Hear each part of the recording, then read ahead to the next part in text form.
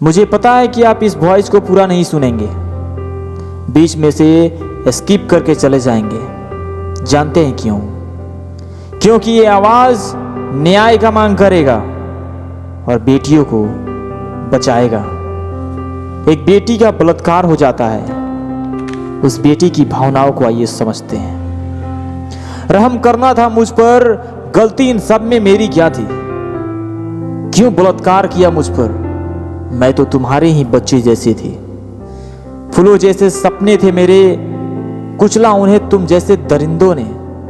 बद्दुआ लगेगी पूरी दुनिया की तुम्हें, कभी खुशी ना मिले तुम्हें। आशा करूंगी कि आगे मेरा जन्म ही ना हो और तुम सब नाले के कीड़े की तरह अपना जीवन जी लो। पता है आपको, जब निर्भया हत्याकांड हुआ था ना, तो मैं बहुत छोटा था। उस वक्त समझ नहीं आता था कि रेप क्या होता है, लेकिन उम्र जैसे जैसे बढ़ती गई, ज्ञान वैसे ही बढ़ता गया। आपको पता है, हम वैसे देश में रहते हैं जहां हर एक रोज रेप होता है।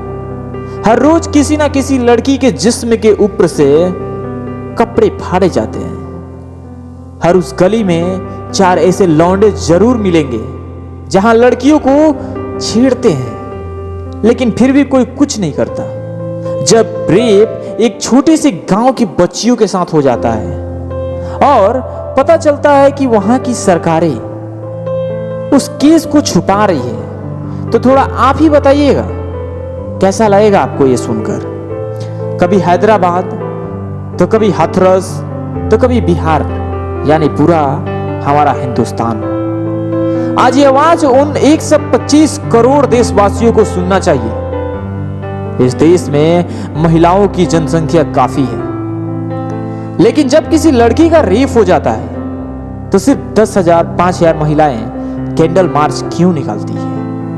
और वो सारी लड़कियां क्यों नहीं आगे आती है?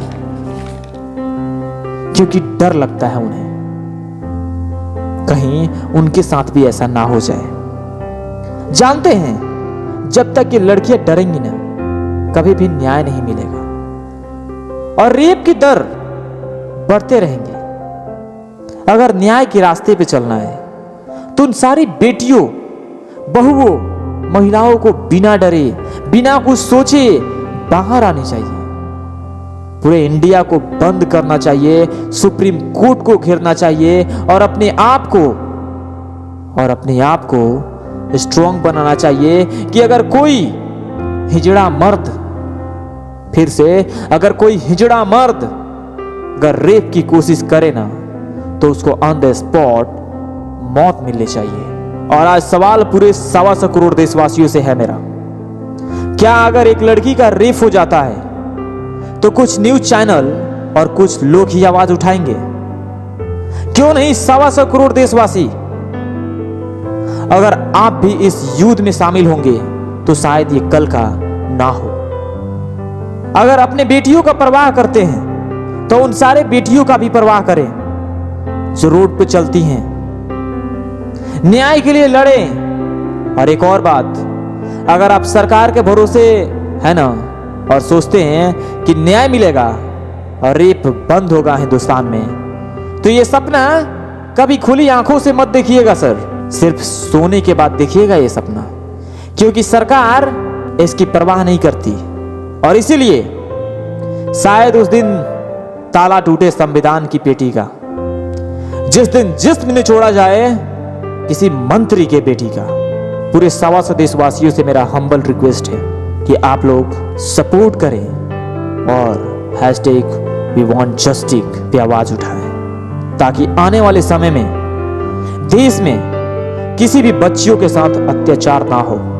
अगर आज आप घर पे बैठे रहेंगे, अगर आज आप एक आवाज नहीं उठाएंगे, तो आने वाले समय में कल का किसी और बेटी के साथ होगा, कल का किसी और बेटी के साथ होगा, और ऐसे ही चलते रहेगा परंपरा, तो इस देश का विनाश निश्चित है। आज आपको आगे आना होगा और आगे आकर इसके खिलाफ जंग लड़ना होगा, क्योंकि ये युद्ध कोई छोटा मोटा युद्ध नहीं है। ये युद्ध एक बार होने वाला युद्ध नहीं है। इसके लिए हमें कई बार आवाज़ उठानी पड़ेगी, इसके लिए हमें कई बार आगे आना पड़ेगा। 125 देशवासियों से हाथ जोड़कर विनती है कि आप लोग मेरी आवाज़ को उन सारे लोगों तक फैलाएं ताकि लोगों के अंदर अवेयरनेस आए और जो घर में बैठे हुए हैं वो सारे लोग कल का बाहर आए और इसके खिलाफ आवाज़ उठाएं।